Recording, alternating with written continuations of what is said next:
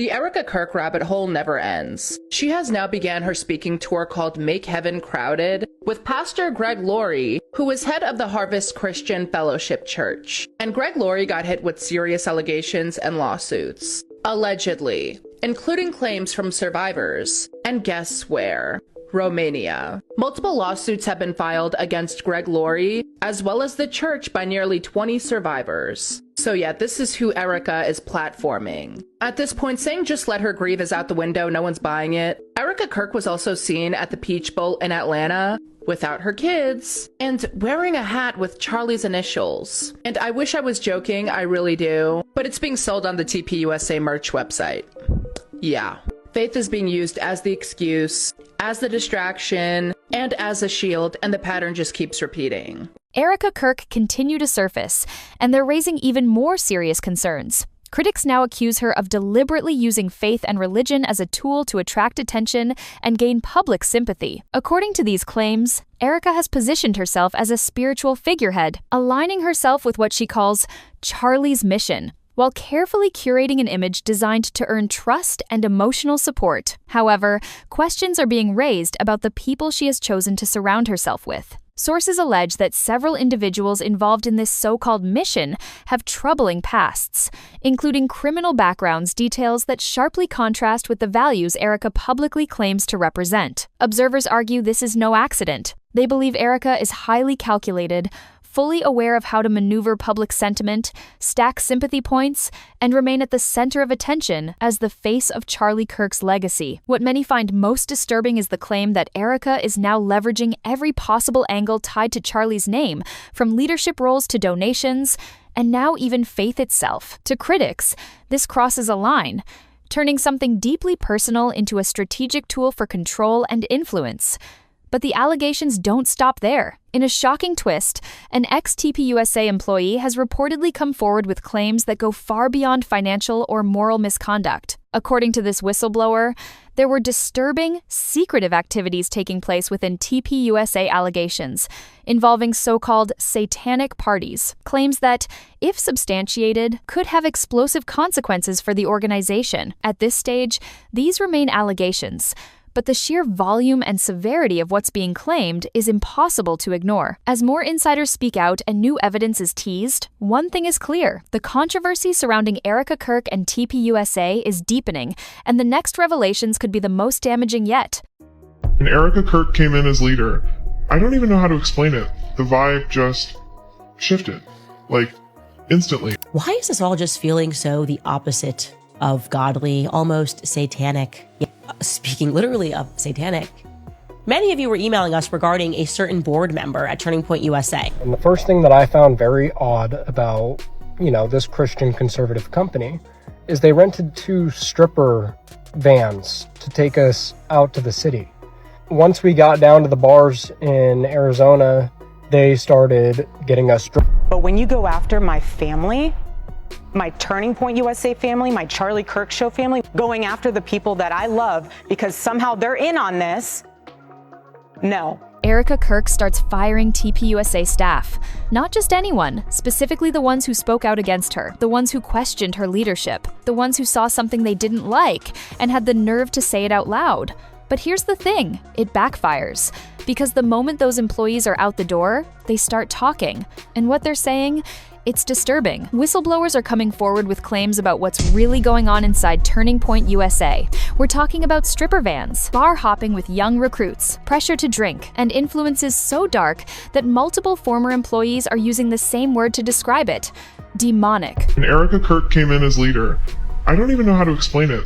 The vibe just shifted, like, instantly. And that's not even the end of it. TPUSA is scrambling.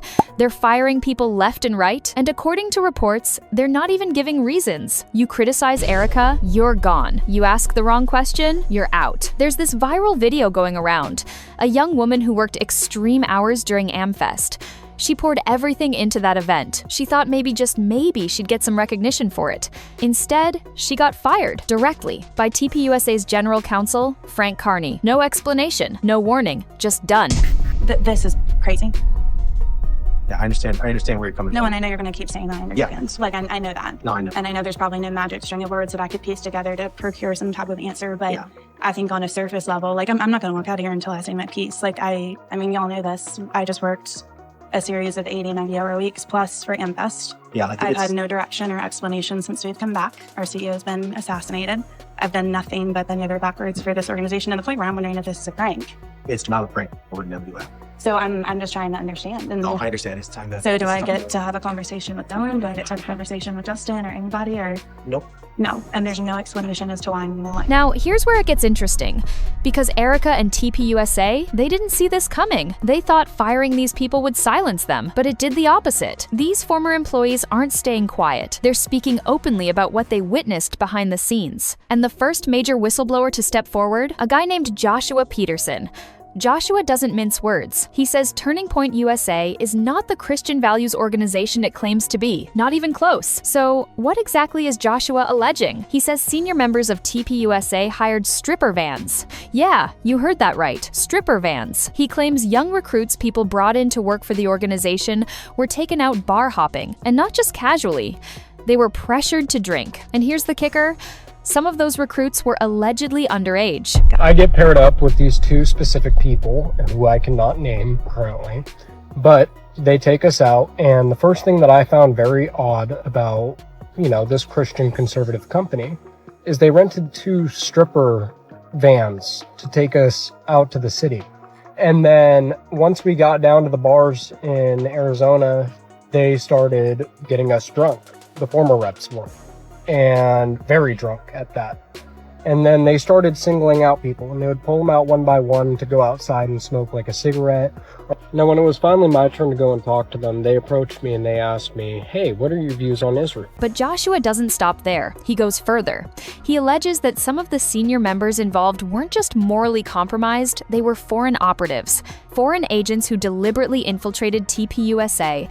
And according to him, these operatives were actively trying to get young recruits drunk. What if we told you we're part of it?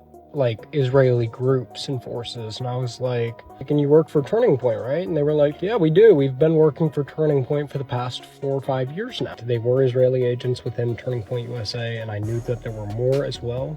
We did end up bringing it up to our administration at Turning Point that this was going on, and they said they would take care of it. And sure enough, nothing was done about it. And honestly, a huge red flag for all lot of. Why? That's the question no one seems to have a clear answer to, but the implications are deeply unsettling.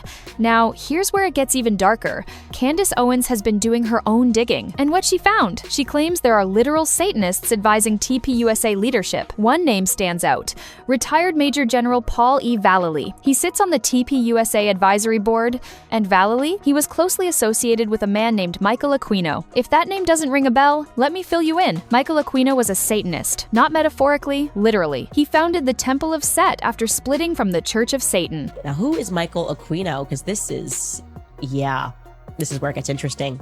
Aside from being an intelligence officer and an expert of psychological warfare, just like Vallely, doing this on behalf of our military, he's also an open Satanist.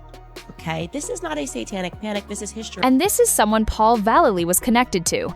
And that's not even the most disturbing part. Vallely and Aquino co-wrote a paper called Mind War. The argument that wars aren't won through combat, they're won through shaping belief, through media, through propaganda, through symbolism and ideology. It advocates for bold, direct psychological operations designed to control how people think. Now think about that for a second. Think about TPUSA's media strategy. Think about their influence campaigns. Think about the symbolism they use. And then ask yourself, is this just a coincidence? Even before Candace's research came out, people were already sensing something was off. The public perception of TPUSA has been shifting. More and more, it's being described as dark, satanic even. And after AmFest, that criticism exploded. Let's talk about the AmFest assassination tent, because this is where things get truly disturbing. Erika approved a tent that recreated Charlie Kirk's murder scene. They set it up like an exhibit, and they included a ring light so people could take selfies with it. Read that again. A recreation of a man's with a selfie station. Critics are calling it ritualistic. They're saying it was disrespectful, that it Charlie's death rather than honored it. that it turned his murder into a photo op. The reactions on X have been brutal. Users are claiming that AmFest didn't just disturb people, it traumatized them intentionally. Some are going as far as calling it a satanic ritual. Accusations are flying that the whole thing was designed to humiliate and mock Charlie Kirk. And people are asking, where was the concern for Charlie's parents? Did anyone stop to think about how they would feel seeing their son's death turned into a spectacle? Then there's Erika's comment, the one that made a lot of people stop and rewind. She said, once he was assassinated. He was assassinated. Once he was assassinated. Once he was assassinated. Once, not when, not after, once. It's a small word, but it struck people as strange, unsettling, because once implies certainty. It implies something that was always going to happen. And for a lot of people, that raised a question. Did she have foreknowledge? Did she know something? It's the kind of language that doesn't fit with shock or grief, and people noticed. Now let's talk about the symbolism at AmFest, because attendees started pointing things out. Dark imagery, triangles, swirling pentagrams, a mysterious central figure, visuals that didn't align with Christian themes at all. And here's where it gets even stranger. The AmFest logo featured 33 stars. 33. In occult circles, that number carries serious weight. It's not random. And then there's this. Kash Patel, when talking about the shooter being caught, kept mentioning that it happened in 33 hours. Over and over again. 33 hours. The suspect was taken into custody at 10 p.m. local time. In less than 36 hours, 33 to be precise. In 33 hours, we have made historic progress for Charlie. Coincidence? Maybe. But when you start stacking these things up, it gets harder to brush them off. Here's what critics are saying now. There's very little about TPUSA that feels Christian anymore. People who've attended TPUSA faith events, they're saying something feels off. That it doesn't reflect genuine Christian faith, that there's something unsettling about the whole experience. One young woman posted a viral video after attending a TPUSA faith event. She was visibly shaken. She said the event deeply disturbed her, and her conclusion? That Turning Point USA has very little to do with real faith. So right off the bat, the speaker comes up and he begins by calling out Candace Owens and saying that she is evil and anti-Semitic and what she's doing is evil. On the way in, I basically got security checked 5 times because there was armed men standing everywhere, and he basically indirectly is saying we should support Israel because Jesus was a Jew and we wouldn't have Christianity without Judaism. And now we come to the question no one really wants to ask. Did Charlie know? Some people are saying TPUSA today is not what Charlie built, that it's been corrupted, that it's been infiltrated. But here's the problem with that argument. The leadership was either placed by Charlie or hired by people Charlie trusted. So if this was happening under his watch, did he know? Was he naive? Was he unaware? Or was he ignoring it? The question is left open because there's no clean answer. But what people do seem to agree on is this. TPUSA is not Christ-centered, not anymore, if it ever was. Some are calling it a grift, others are calling it a marketing machine, and some, they're calling it something much darker. The truth is still unfolding, but the pattern is becoming harder to ignore.